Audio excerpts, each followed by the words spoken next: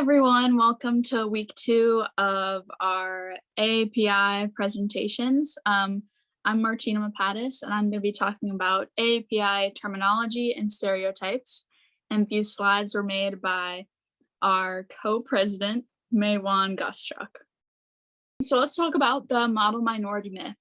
The model minority myth is a stereotypical narrative perpetuated by white supremacy.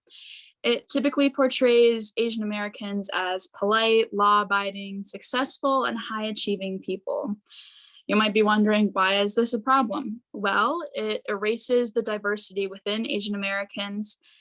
It perpetuates the assumption that all Asians are foreigners, erases and normalizes racism against Asian Americans, and was created to alienate Asian Americans from people of color, which simultaneously hurts all other people of color. How to dismantle this narrative. Understanding the collective problem while acknowledging the individual differences. You can educate yourself on Asian American history and present day issues, and uplift and listen to Asian American voices. Appropriation versus appreciation, which are both very different. Cultural appropriation is the unacknowledged or inappropriate adoption of the customs, practices, ideas, etc., of one people or society by members of another, and typically more dominant people or society. Cultural appreciation, on the other hand, is the participation, understanding, and honoring of another culture's beliefs, traditions, and clothing, without exploiting or taking away the value from that culture. Some examples of appropriation are yellowface in movies and music, the fox eye trend, which you might have seen or heard of on TikTok and other social media platforms, Oriental or exotic Asian cuisine made and sold by white people, traditional Asian attire such as saris, kimonos, turbans, hijabs, being sold or worn by white people not in the context they were intended for, and normalized traditionally Asian things such as boba, gua shas, Buddha figurines, and henna. Examples of appreciation would be wearing traditional attire to a specific celebration, or if you are visiting a country, buying art and other items from Asian creators, purchasing cultural items that are a correct representation, and correctly pronouncing, understanding, and using the cultural items. Xenophobia and xenophobia.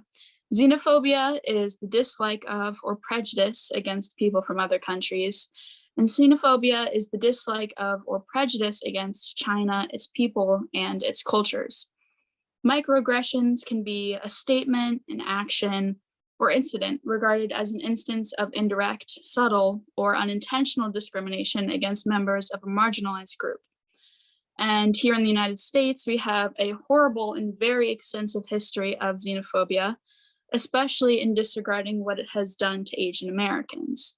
Anti-Asian sentiments have been with this country since its birth, including the Chinese Expulsion Act, the Japanese concentration camps, and the colonization and erasure of Hawaii and its natives, and more.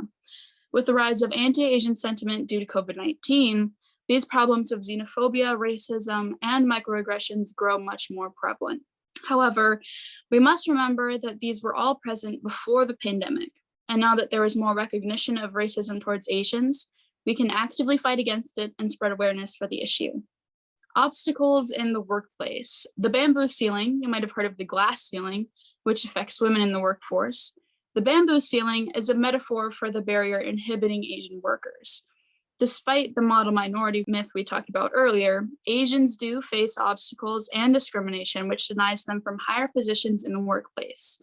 For example, this problem results in Asian workers to be denied promotions despite having the qualifications necessary simply due to racism and westernized biases for leadership positions. Affirmative action is the practice or policy of favoring individuals belonging to groups known to have been discriminated against previously. And tokenism is a prevalent problem with the affirmative action policies because it causes Asian workers to feel like they were hired simply to reach the racial diversity requirement. Here are some additional terms. White-splaining would be to comment on the minority experience or explain racism to a person of color in a condescending or blaming way. Fetishization is a big problem. The fetishization of Asian women particularly has been horribly and violently used against Asian Americans. Having a racial preference is inherently racist, and the yellow fever that is so prevalent in American culture and on our adult video platforms is incredibly problematic. And as I just mentioned, the term used, yellow fever, typically describes a white male with a racial fetish of Asian women. Thank you so much for listening to week 2 of our AAPI presentations, and we'll see you next week.